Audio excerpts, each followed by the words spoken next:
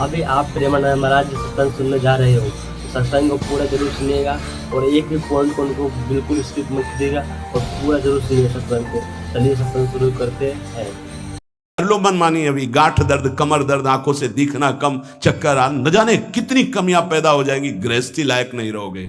बड़े खुशी हो गए, अब ये भोग भोगेंगे, ये भोग भोगेंगे। ये पता नहीं कि ये कर्म इतने बलवान होते जा रहे हैं, जो हमारे कर्म हैं ये हमें विध्वंस कर देंगे, भोगने लायक नहीं रखेंगे। समय देख लेना, जब समय आएगा दंड देने के लिए। आप लोग देखते हुए भी नहीं देखते हैं, संसार में सब देख रहे हैं फिर भी आप नहीं देखते हैं, अंधे बन रहे हैं, विवेक शून्य है। इसलिए कर्म का क्या दंड मिल रहा है आप देख रहे हैं। ये सबसे बड़ा दुश्मन है क्या? बोले काम, एष क्रोध, एष रजोगुण समुद्भवः। ये रजोगुण से उद्भवः प्रकट होता है क्या? बोले काम, और काम से प्रकट होता है क्रोध, और इन्हीं से सारे पाप होते हैं। रजोगुण कहते हैं राग को, राग ही काम का रूप धारण करता है और द्वेष ही क्रोध का रूप धारण करता है। काम से राग पुष्ट होता है और राग से काम की उत्पत्ति होती है। शरीर का राग, भोगों का राग, रुपये का राग, पद का राग, राग सर्वत्र राग। राग से ही काम और काम से ही क्रोध, और काम और क्रोध ये दोनों महापाप कराने वाले हैं। और महासनो महापापमा, ये कभी तृप्त नहीं हो सकते। महासनो, चाहे जितना भोग लो आप, भगवान कह रहे हैं चाहे जितना भोग लो, ये कभी तृप्त होने वाले नहीं हैं। चाहे जितना पदार्थों का संग्रह कर लो, चाहे जितना सुख की सामग्री, वैभव, शरीर सब भोग लो, परिणाम में तुम्हारा हृदय जलेगा, घोर पाप बन जाएंगे, सुख का किनका भी नहीं मिलेगा। नहीं, इतना जीवन हो गया, देखो वैसे ही अतृप्ति, वैसे ही अशांति, वैसे ही भोग वासना। कामेश क्रोधेश, उत्पत्ति विनाशशील जड़ पदार्थों के संग्रह की इच्छा और प्रकृति रचित शरीरों के भोगने में सुख की इच्छा, यही काम है, यही काम।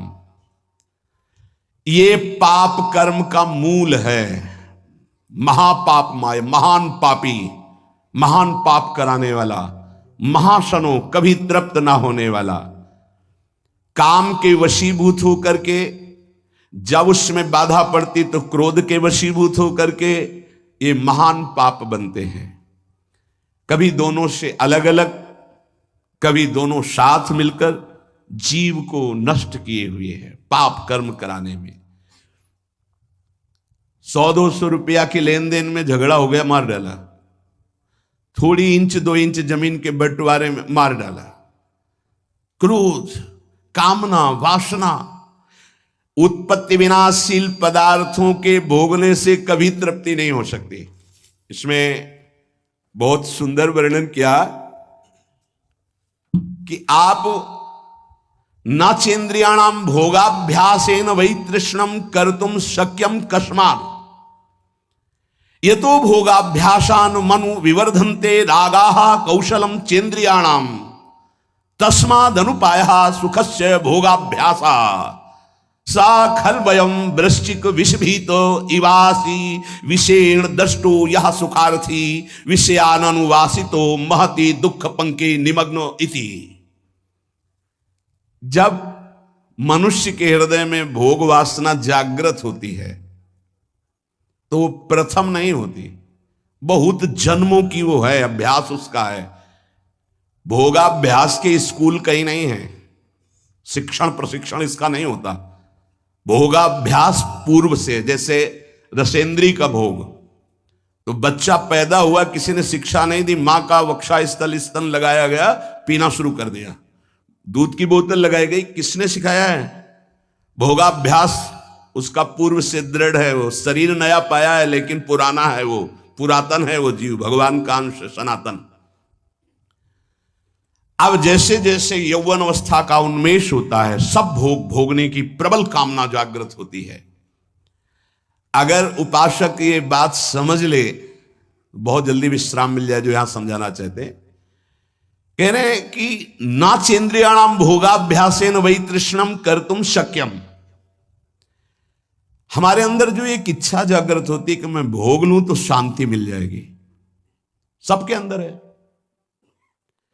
जिस जिस भोग को मन सामने रखता है, लगता है पैसा देके जबरदस्ती कुछ भी हो इसको मैं भोग लूं तो मैं सुखी हो जाऊंगा, शांत हो जाऊंगा, तृप्त हो जाऊंगा।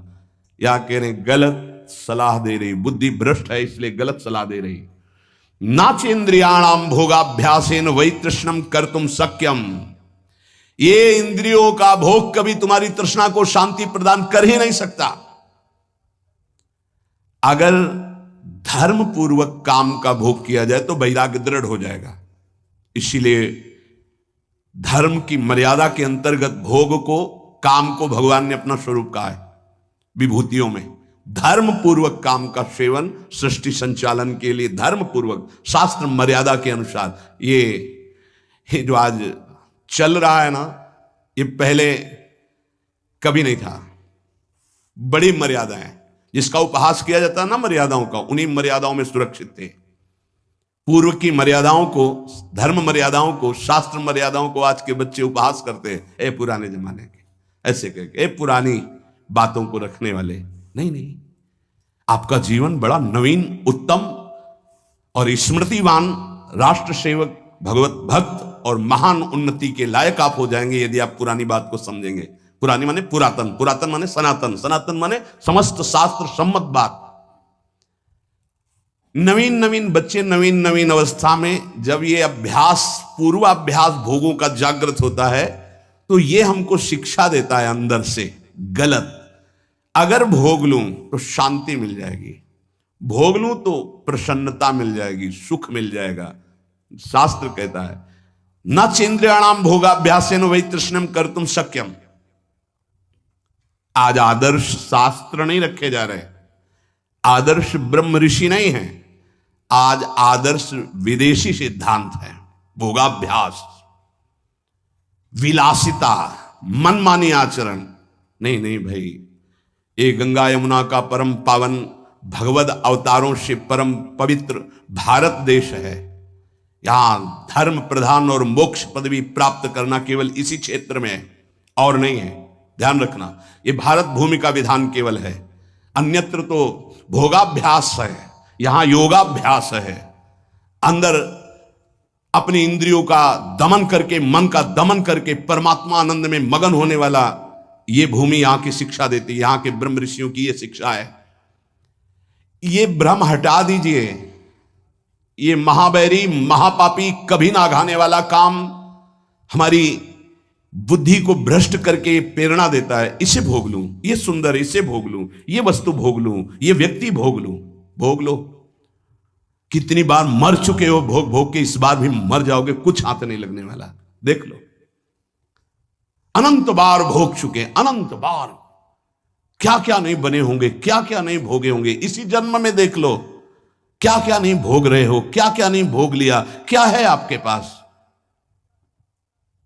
शास्त्र की आज्ञा मानोगे तो सुखी, शांत और महान बन जाओगे।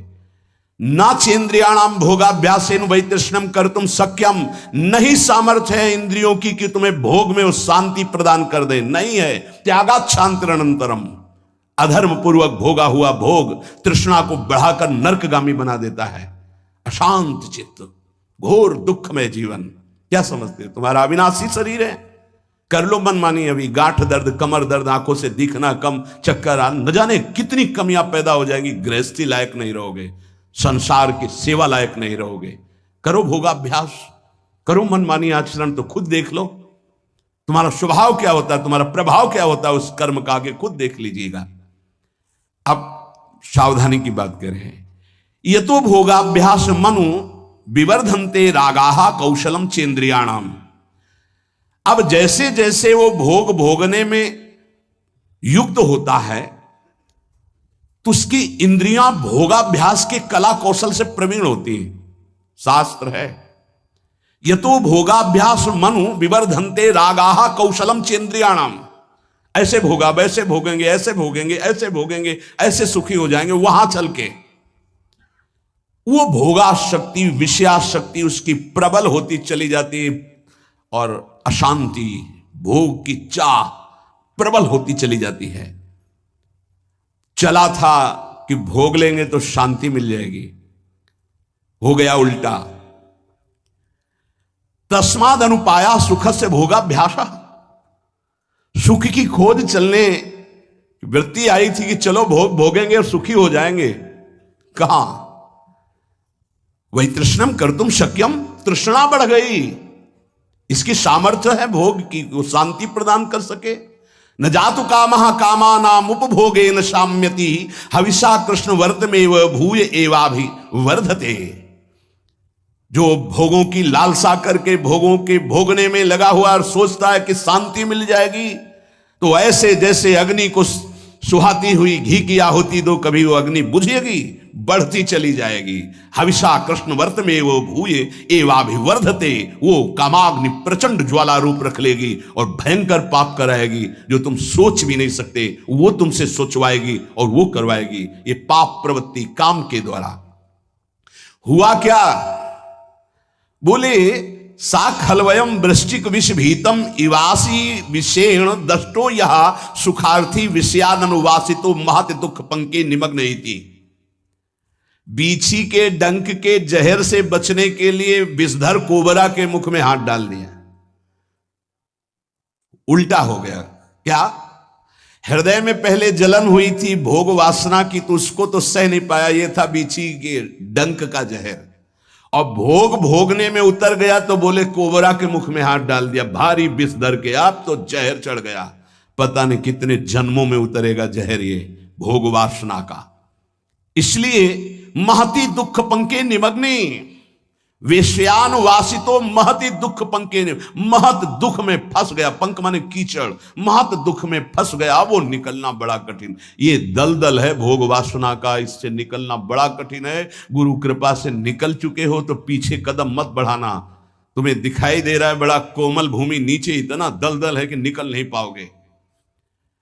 श्री भगवान कह रहे हैं कामना की पूर्ति से लोभ उत्पन्न होता है। जिम प्रति लाभ लोभ अधिकाई। आज ये भोग भोग लिया, बड़े खुशी हो गए, अब ये भोग भोगेंगे, ये भोग भोगेंगे। ये पता नहीं कि ये कर्म इतने बलवान होते जा रहे हैं। जो हमारे कर्म हैं ये हमें विध्वंस कर देंगे, भोगने लायक नहीं रखेंगे। समय देख लेना, जब समय आएगा दंड देने के लिए। आप लोग देखते हुए भी नहीं देखते हैं, संसार में सब देख रहे हैं फिर भी आप नहीं देखते हैं, अंधे बन रहे हैं, विवेक शून्य है। इसलिए कर्म का क्या दंड मिल रहा है आप देख रहे हैं। गाना बज रहा है, 5 लोग बैठे मस्ती से, नौजवान, गाड़ी एकदम चल रही रफ्तार से, वो शासन बिगड़ गया और एक्सीडेंट हुआ, दरे पे मृत्यु हो गई। क्या है? उनको 1 सेकंड पहले पता नहीं मैं झूम रहा हूं, मेरा आखिरी झूमना होगा। अब अगला जन्म किस योनि में जाएगा पता नहीं है। मदिरा की उन्मत्तता, रजोगुण चढ़ा हुआ, तमोगुण की ज्वाला हृदय में जला रही, नष्ट हो गया शरीर। न भगवत चिंतन, न क्या कीमती मनुष्य जीवन का दुरुपयोग। ये कामना की पूर्ति के लिए नाना प्रकार की कुचेष्टाएं पैदा हो जाती हैं। कैसे कैसे नारकी गतियां, यही नारकी गतियां, कैसी कैसी राक्षसी बुद्धि सवार हो जाती है। एक नादान बच्चा है जिसको अपने हित अहित का पता नहीं है, ऐसी ऐसी चेष्टाएं मार के फेंक दिए। ये राक्षस, तेरे शरीर में एक सुई चुभे तो तुझे इतना कष्ट महसूस होगा, और उसके शरीर को जला दिया, नष्ट कर दिया, काट के फेंक दिया। क्या हुआ? ये महान पाप कराने वाला राक्षस काम उसकी बुद्धि पे सवार है। कामेश क्रोधेश रजोगुण समुद्भवः महासनो महापापमा विद्धेनमि वैरिणम। ये दुश्मन, अंदर से इस दुश्मन को देखो। ये कामना संपूर्ण पापों, संतापों, दुखों और जन्म मरण की जड़ है। ये काम, ये कामना। कामना वाले व्यक्ति को जागृत में सुख मिलना तो दूर रहा, स्वप्न में भी कभी सुख नहीं मिल सकता। काम अछत सुख सपने हो नाही। जो चाहते हैं कि हमें कभी दुख ना मिले, कभी चिंता, कभी शोक, कभी भय ना मिले, तो एक काम से बचो। पाप कराने की मूल जड़ काम है, और पाप से ही दुख, चिंता, भय, शोक, नाना प्रकार की नारकी गतियां मिलती हैं। नाशवान पदार्थों के भोगों की ये कामना तुम्हारी बढ़ती चली जाएगी, कभी तृप्त नहीं होगी। अविनाशी परमात्मा की प्राप्ति के लिए तुम्हें मानव देह मिला था। यहां उदाहरण विदेश से नहीं दिया जाएगा कि वो बड़े सुखी हैं। तुम्हारी बुद्धि सुख को जानती है क्या? जब हमारे देश की भक्ति और ज्ञान का जरा सा किनका मिला तो वेश बदल लिया, देश बदल लिया, और हमारे भारतीय संतों के सामने घुटने टेक करके याचना करके ज्ञान और भक्ति की भिक्षा मांगते नजर आए, जिनको तुम सुखी कह रहे हो। प्रमाद में सुखी होना और ज्ञान में सुखी होना, भक्ति में सुखी होना, यह अंतर है। लौकिक उन्नति कोई उन्नति नहीं है। आध्यात्मिक उन्नति के साथ लौकिक उन्नति का महत्व है। यदि आध्यात्मिक उन्नति नहीं है, लौकिक उन्नति, तो पशुता और राक्षसी बुद्धि बढ़ती चली जाएगी। देख लेना, वही हो रहा है। अध्यात्म को, शास्त्र को, ब्रह्म ऋषियों के वचनों को अगर प्रमाण माना जाएगा तो हम भारतीयों का जीवन उन्नतिशील, परम पवित्र, धैर्यवान होगा। हमारा देश धर्मयुक्त रहा है, धर्मयुक्त है और आगे भी धर्मयुक्त रहेगा, क्योंकि कभी धर्म का नाश नहीं हो सकता। धर्म सनातन है।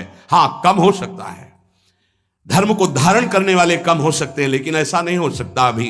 हां, आगे चलकर 4,32,000 है, जब आखिरी में आएगा तो भ्रष्टाचारा सब संसारा, धर्म सुने नहीं काना, उस समय भले हो, अभी तो ऐसा नहीं। एक से एक महान धर्मात्मा, महात्मा पुरुष हैं।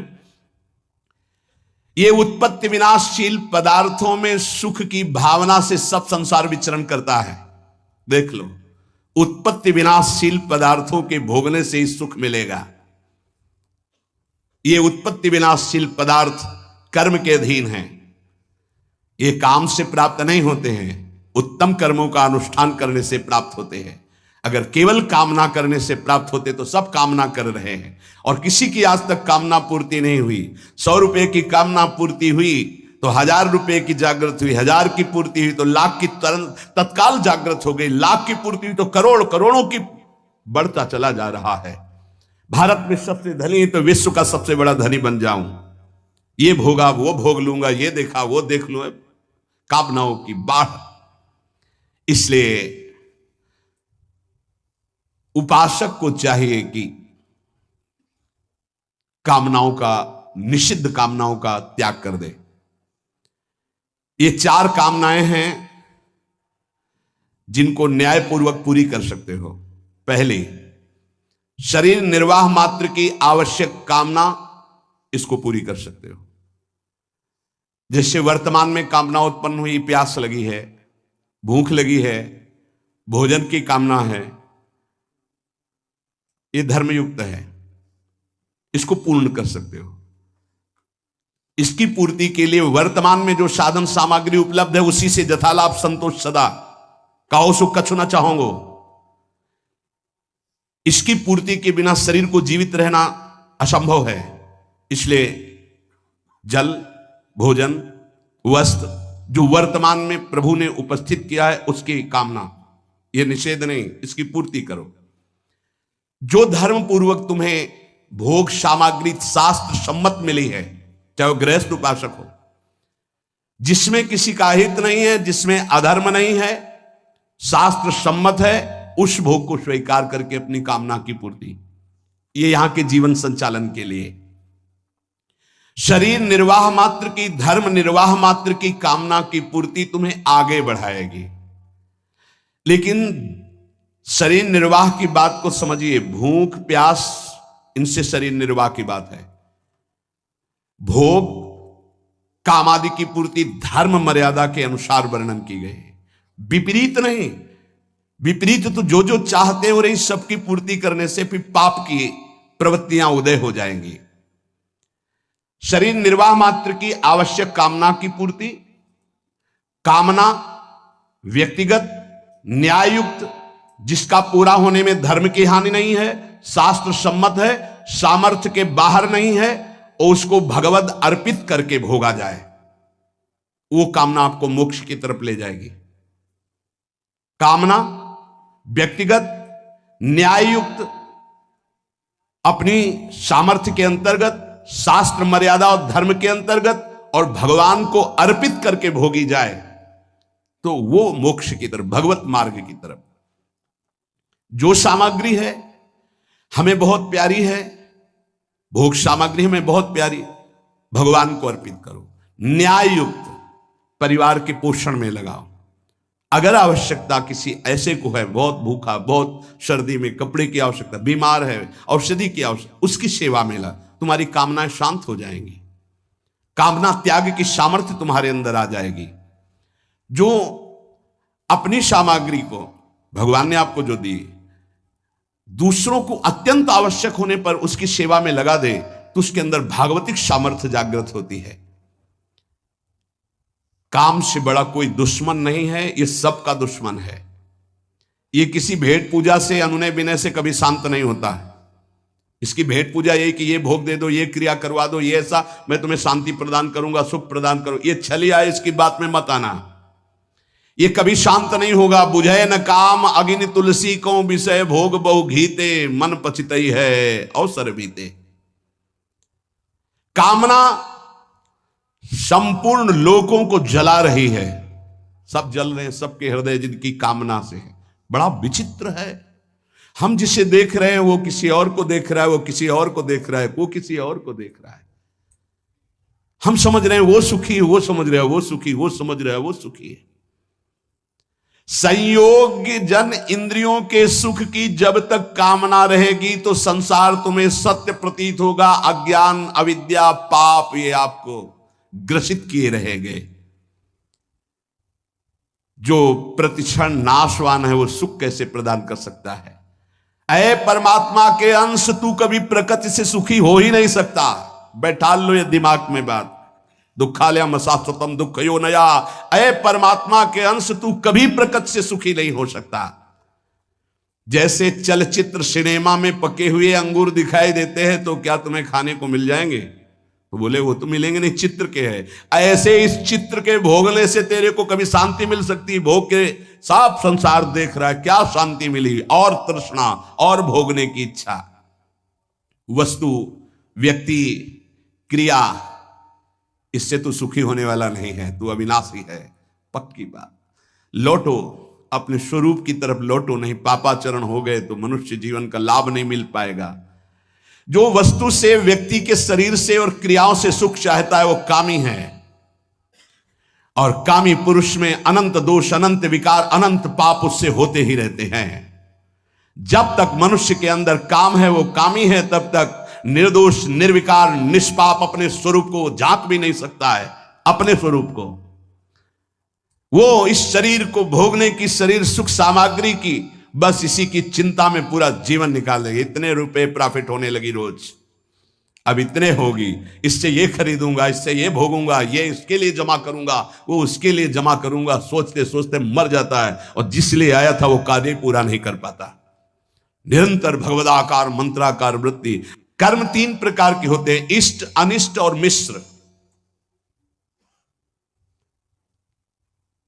इष्ट जो हमें चाहिए, चाहे जैसे मिले मुझे चाहिए। अनिष्ट, अनिष्ट निषिद्ध कर्म।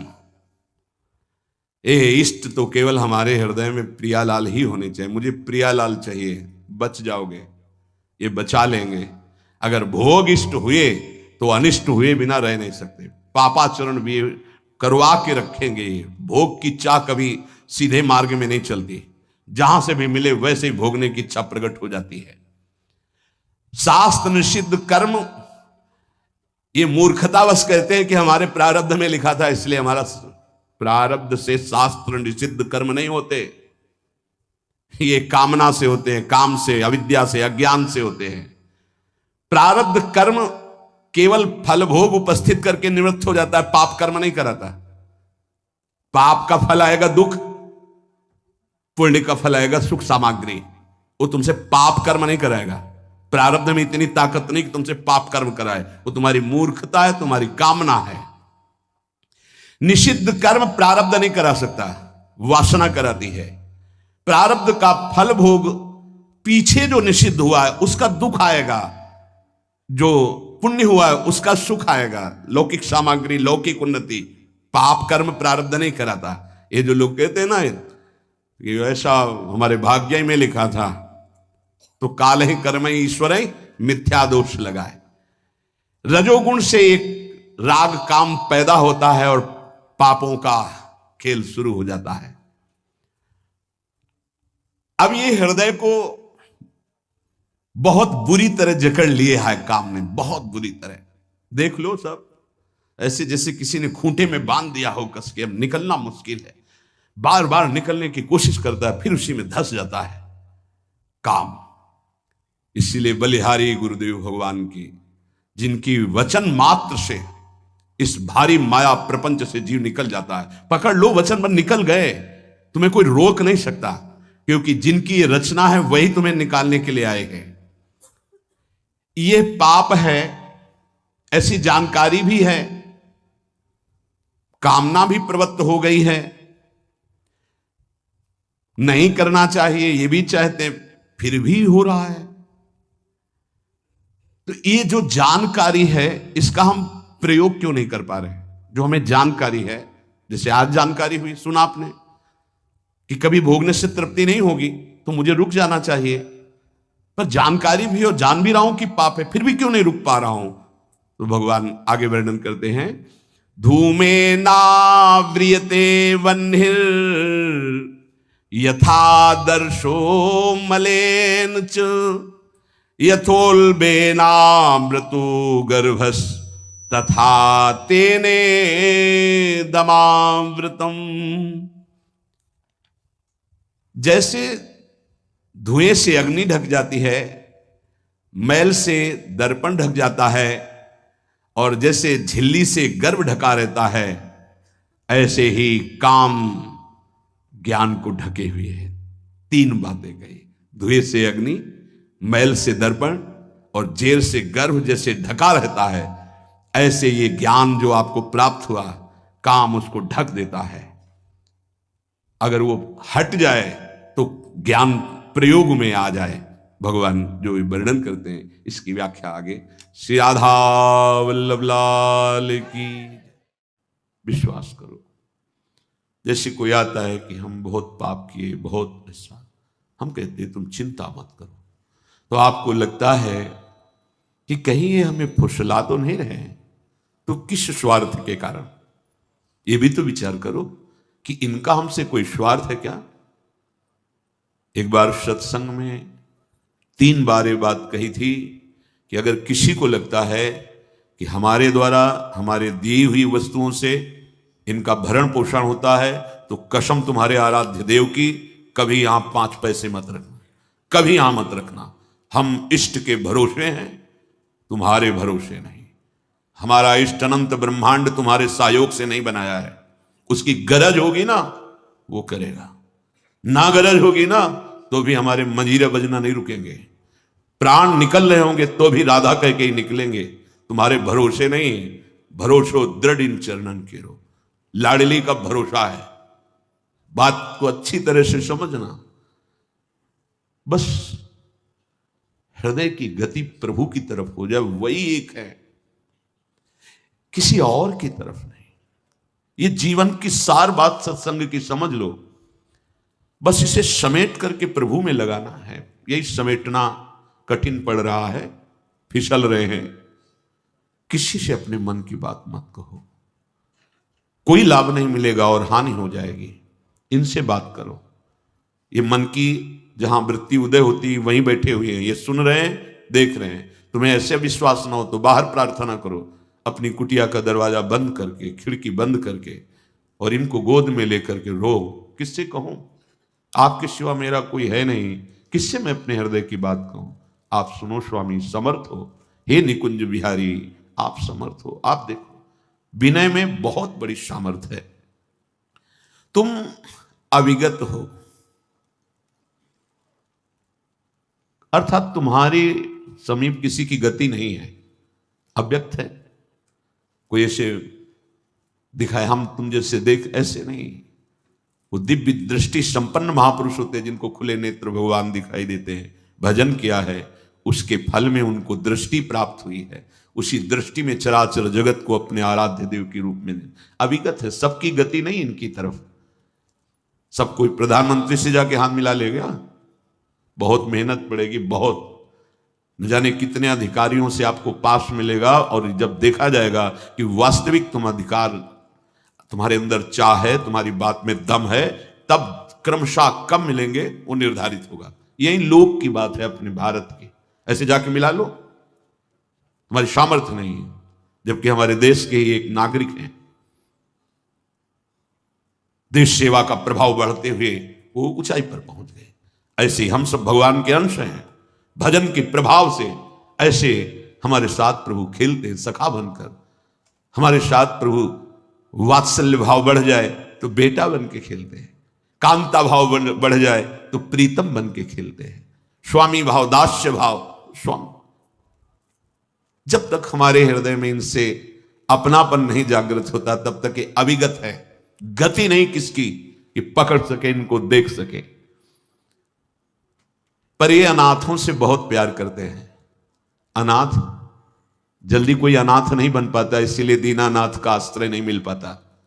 अगर कोई भी आश्रय लिए हो, अभी प्रभु की शुद्ध शरणागति नहीं हुई, अनाथ हो, वास्तविक मेरा कौन है? मेरे हृदय की बात को कौन सुन सकता है? मेरे हृदय की पीड़ा को कौन मिटा सकता है?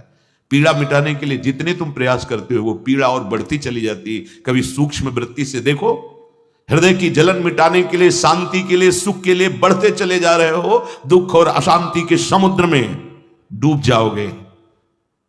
सुख और शांति तो प्रेम, भगवत चिंतन, भगवत आश्रय, भगवत आश्रय इस कोटि का कि कहीं किसी का आश्रय अन्य नहीं। ये बहुत ऊंची बात है और ये हमारे लिए ही है। जितनी स्थितियां हैं वो सब हमारे लिए है।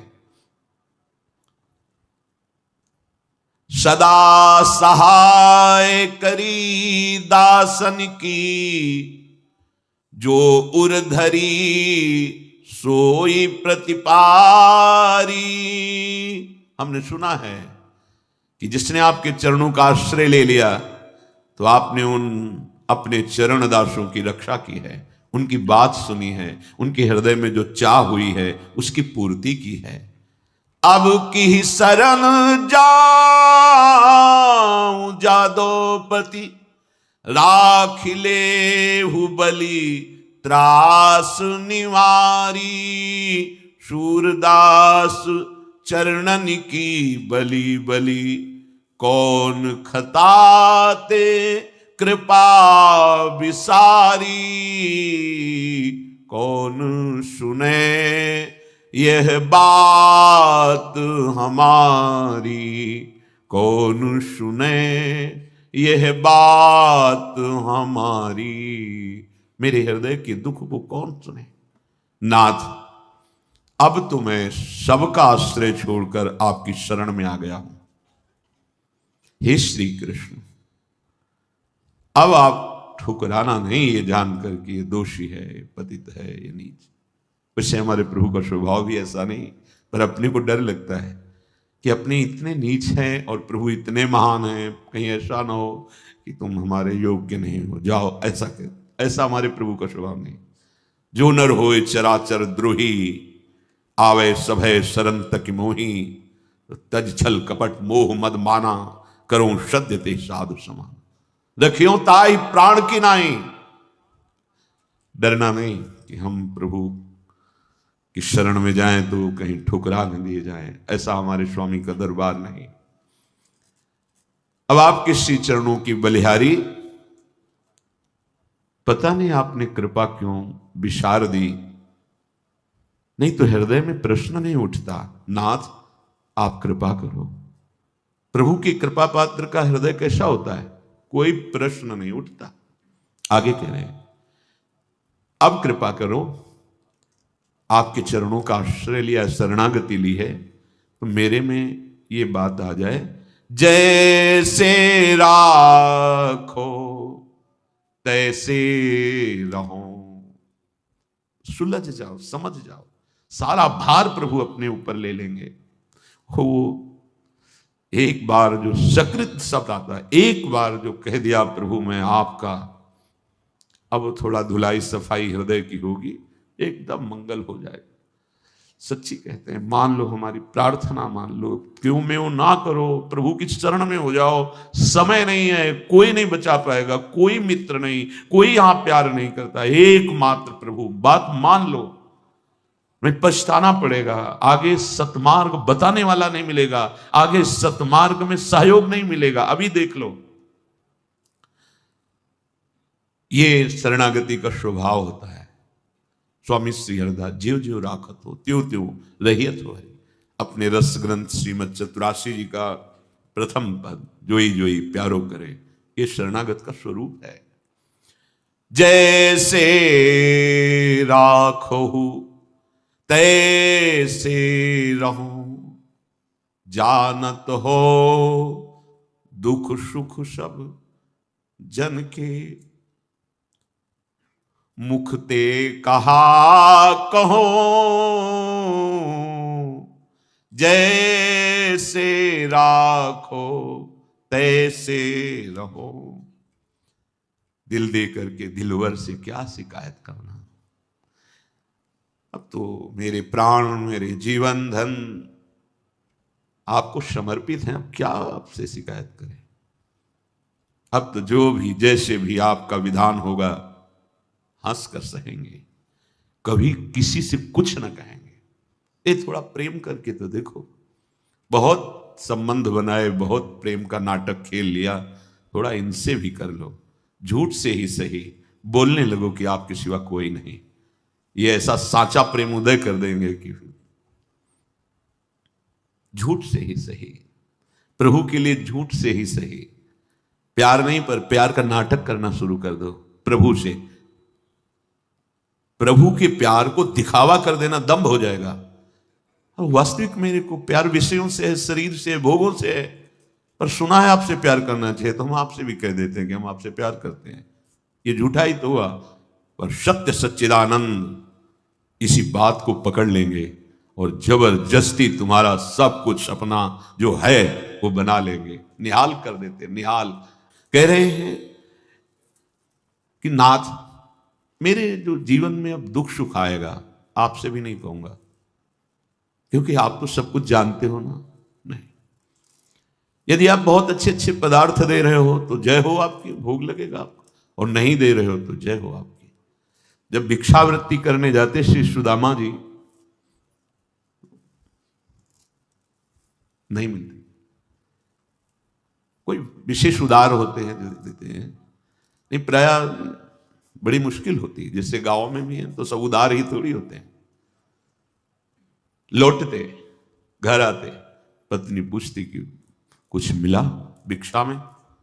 नहीं, तुलसी दल ठाकुर जी के चरणों में रख देते भोग के रूप में, और उसी को प्रसाद रूप में जिह्वा में चरणामृत, किसी से नहीं कहते। एक बार केवल भिक्षा के लिए 5 घर निकलते, कई कई दिन भूखे रहते, लेकिन नान्य आश्रय और ना कोई शिकवा शिकायत प्रभु से भी। बलिहारी इनके चल, एक दिन उनकी पत्नी ने कहा कि हम आप तो सह सकते हैं, बच्चे इनके प्राण निकल जाएंगे भूख से, कुछ तो उपाय करो। उनका हम क्या उपाय करें, हम भगवद आश्रित हैं, ब्रह्म ऋषि के कुल में जन्म हुआ है तो हमारी वृत्ति है 5 घरों से मांग करके, हम उपरोहित कर्म करते नहीं जिससे हम जजमानों के यहाँ जाएं।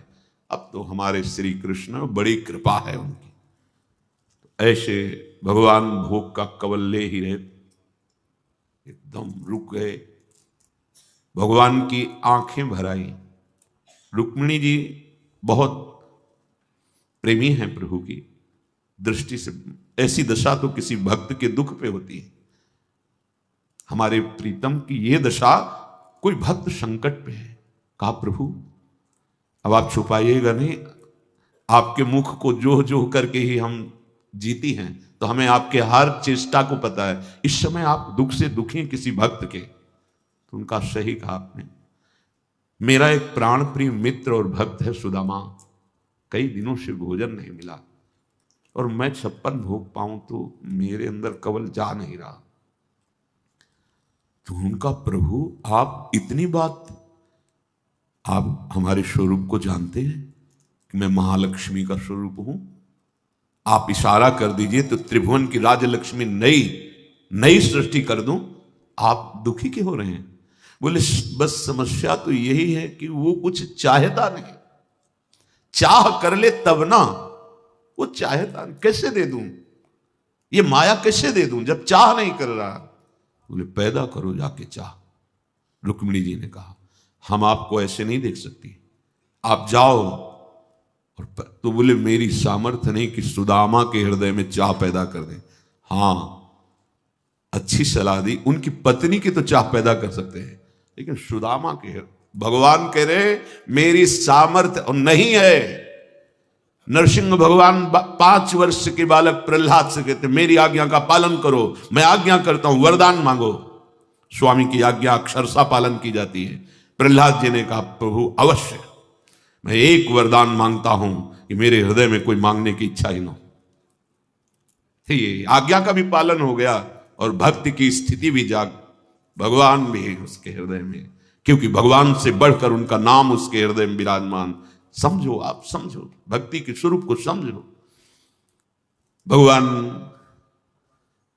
भिक्षुक के रूप में अपने भक्त के घर जाते हैं। भिक्षाम देहि, अतिथि धर्म का ज्ञान रखने वाली महाभागवत सुदामा जी की पत्नी सुशीला, ऐसा कुछ नाम, निकली और उनका क्षमा कीजिएगा, हमारे घर में जनना शौच चल रहा है। जनना शौच जन्म बालक का होता है तब उससे माना, मरना शौच और जनना शौच होता है। ठीक है, हम 10 दिन बाद आ जाएंगे। बोल मत आना। क्यों? क्योंकि ऐसा बालक का जन्म हुआ है कि जीवन में हम कभी पवित्र नहीं हो सकते। ऐसा तो हमने सुना ही नहीं।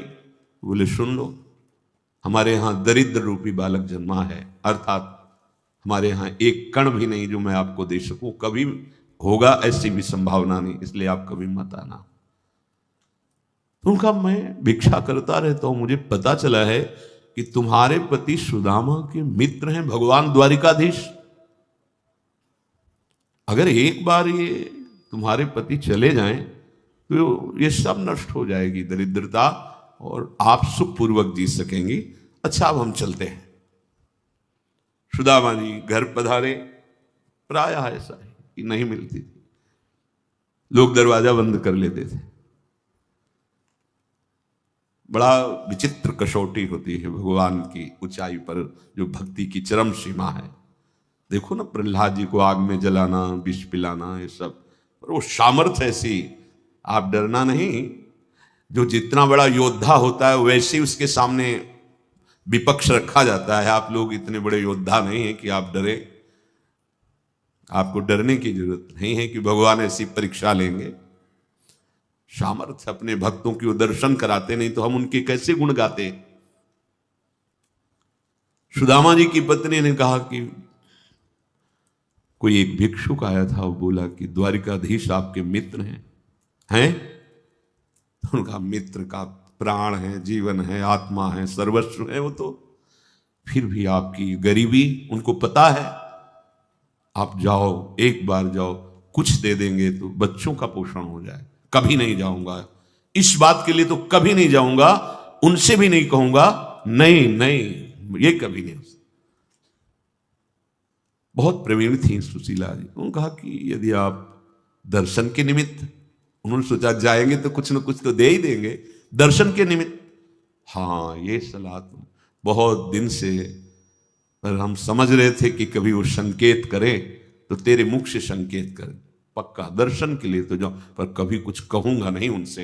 हाँ, मत कहना, पर अपने प्राण प्रिय मित्र के पास जाऊं तो कुछ तो भेंट चाहिए। गुरु के पास, मित्र के पास, बेटी के, हाँ ऐसे कुछ, भगवान के मंदिर में कुछ, पत्रम पुष्पम फलम, कुछ तो। घर में ही नहीं तो कहां से दें आपको? आप ऐसा करो, एक थी जो थोड़ा प्यार करती, उनके पास चले जाओ और आप कहो कि हमें अत्यंत आवश्यक है। तो सुदामा जी ने कहा अब हमारा तो एक ही नियम है, एक बार चले गए, दोबारा। उनकी पत्नी गई और उनसे कहा सखी, कभी ऐसा अवसर मिला तो वापस कर देंगे आपको, कुछ हमें दे दो, हमारे पति द्वारिकाधीश उनके मित्र हैं, मिलने जा रहे हैं।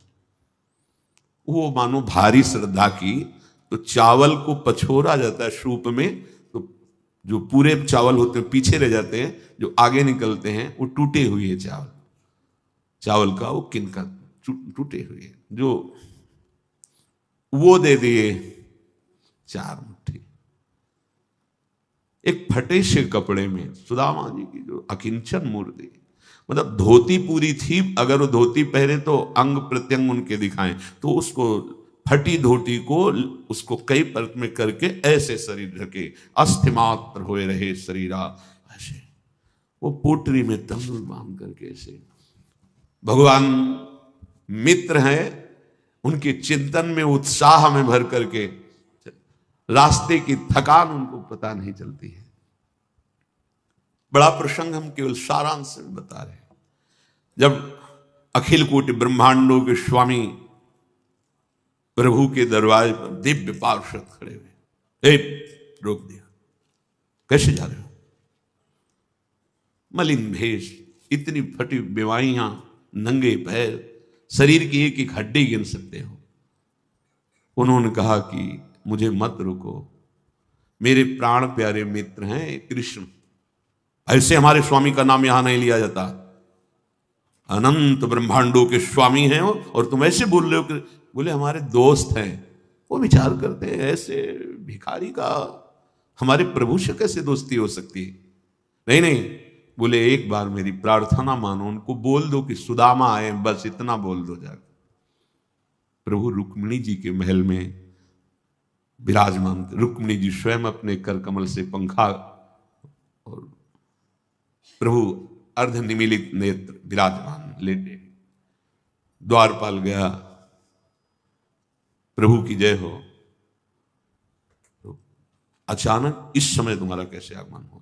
क्योंकि ब्रह्मा भी आ जाए, भगवान शंकर भी आ जाए, तो इंतजार होता था जब प्रभु रुक्मिणी जी के महल से बाहर पधारेंगे तब सूचना। इस समय के बोले प्रभु एक भिक्षुक है, बहुत ही दुर्बल तन है, और वो बार बार हट कर रहे हैं कि मेरी सूचना आप तक पहुंचा दी जाए, तो इसलिए विनय करते हैं हम कि क्षमा कीजिए, इस समय नहीं आना चाहिए।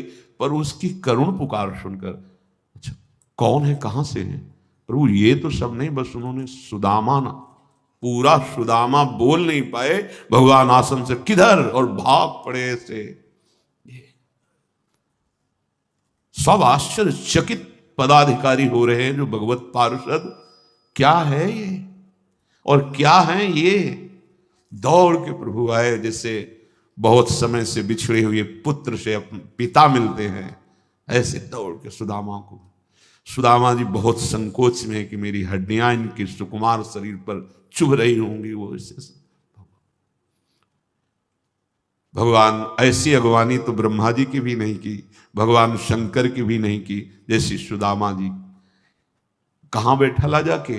रुक्मिणी जी के महल में, उस पलंग पर जिस पलंग के दर्शन भी नहीं हो सकते बड़े बड़े योगियों को, डेहरी की प्रणाम करके ही वापस होना, उस पलंग पे सुदामा जी बैठे। भगवान स्वयं थाल लाते हैं, चरण स्वयं अपने कर कमल से। ये वो है, ध्येयम सदा परिभवग्नम अभीष्ट दोहम तीर्थास्पदम शिविरंच नुतम शरण। अपने भक्त के चरण भगवान पर, मतलब कैसे कोई समझेगा? दास हैं, दास के प्रति कितना प्यार, स्वयं दास था भगवान का, चरण पीतांबर भगवान उससे पोंछ रहे हैं। और इतना ही नहीं, अश्रुओं की धार भी भगवान की, बड़ी बड़ी बेवाएं कंटक गड़े हुए हैं, भगवान का हृदय। भगवान ने सुदामा जी को प्रगट में कुछ नहीं दिया, क्योंकि कुछ चाह नहीं है। कई दिन रुके, फिर सुदामा जी ने कहा प्रभु आदेश हो तो चलेंगे फिर कभी दर्शन करने। हाँ, ऐसे भगवान चलते हैं रास्ते, आप इधर चले जाना, फिर वहां से ऐसे मुड़ जाना, और देखो जो नई पोशाक पहनाई है इसको उतारना पड़ेगा, क्योंकि रास्ते में चोर आदि मिलेंगे, वही अपनी पोशाक को। बोले बड़ी कृपा, कुछ रास्ते में बहुत प्रसन्न हो रहे कि कितने कृपालु हमारे मित्र हैं, हमको माया नहीं दिया कि कहीं ये गरीब अकिंचन माया पाकर मुझे भूल न जाए, मेरे मित्र कृष्ण कितने कृपालु हैं, पग पग पर उनको कृपा का अनुभव हो रहा, ऐसा नहीं लगा। और हंसी आती कि बहुत लोभ से भेजा था ना, चतुराई से, कि कुछ न तो कुछ दे देंगे, अब जाके कहूंगा कुछ नहीं। तो बहुत प्रवीण बनती थी ना, अपनी पत्नी के लिए कहते और अपने लिए कहते, बड़ी कृपा की मुझ अकिंचन को कुछ नहीं दिया, नहीं तो उनको मैं भूल जाता। पूरी यात्रा करके पहुंचे तो फिर वही महल, जैसे द्वारिकापुरी में वैसा, तुमको लगा कि मानो मैं अपने मित्र की याद में भूल गया अपने घर का रास्ता और पुनः द्वारिका आ गया।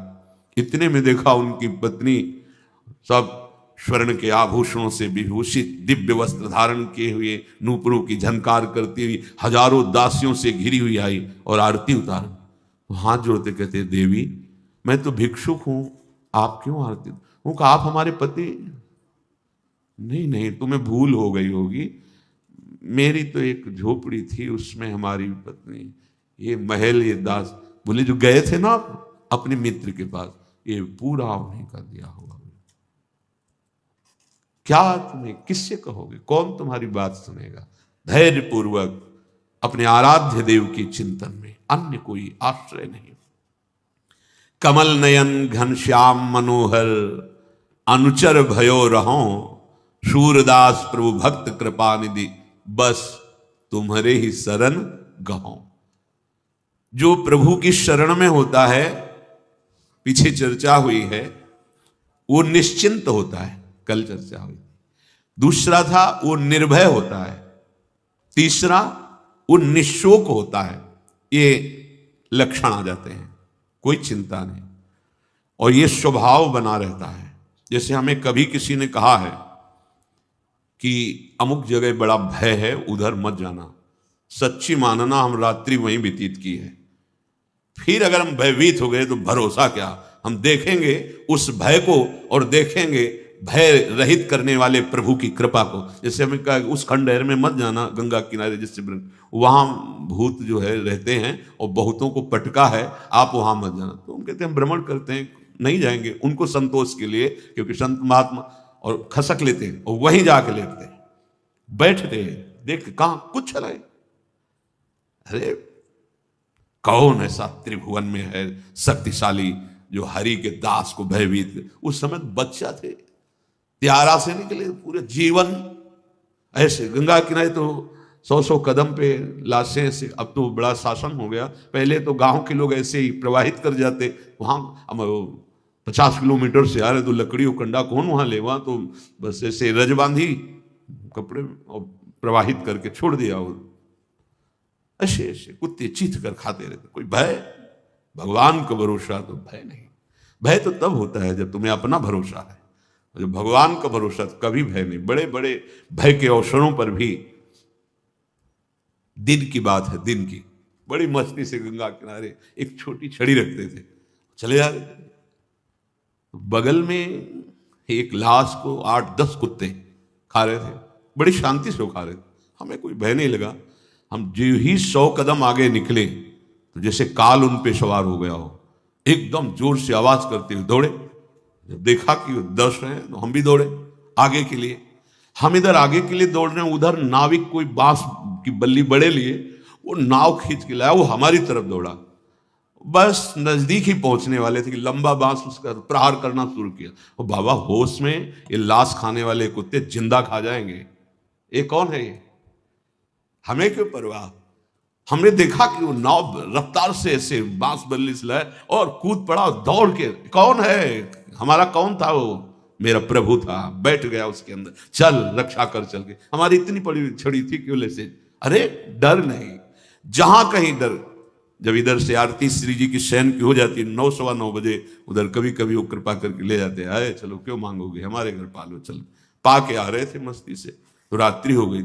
एकदम जैसे पालतू को तो बड़ा वाला एकदम हमारी तरफ दौड़ते हुए ऐसे अकेले ऐसे, एक बालक आया, एक ईंट सीधे ऐसे हमारी को करते वापस। हमने कदम कदम पे देखा है कि मेरे प्रभु कोई ना कोई रूप लेकर के आते हैं और हमें निर्भय करते हैं। अगर आप अपनी की आप संभाल रहे हैं लाठी तो बात अलग है, अगर आपको ये है कि तो बस फिर देख लेना, भय नहीं। भक्त के हृदय में बड़े बड़े भय के अवसर आए हैं, जहां देखा है निर्भय करने के लिए हरि, कोई न वो चतुर्भुज रूप से नहीं आए। हाँ, वो ऐसे लीला बिहारी की पहचानना मुश्किल हो जाएगा, वो है वही, दूसरा नहीं। भय नहीं, भक्त शरणागत के हृदय में भय, अगर भय है तो अभी शरणागति में कच्चाई है, अभी पक्का है, अभी पका नहीं शरणागत निर्भय। तीसरा निशोक, जो बात बीत चुकी है अब उसको लेकर शोक भक्त को नहीं होता। जब हम कह रहे हैं आपसे कि हमारे स्वामी कह रहे हैं कि सर्वधर्मान परित्यज्य माम एकम शरणम ब्रज, तो हम त्वाम सर्व पापेभ्यो मोक्षयिष्यामि मा शुचा। तो आज तुम सत्संग सुन रहे हो, कल से पीछी जिंदगी में जो कुछ हुआ तुम चिंता मत करो, उसका शोक मत करो, अब तुम नाम जप करो, सब ठीक हो जाएगा। अहम त्वाम सर्व पापेभ्यो मोक्षयिष्यामि मा शुचा, मेरे स्वामी कह रहे हैं। उनके लिए कोई दुर्लभ बात है क्या?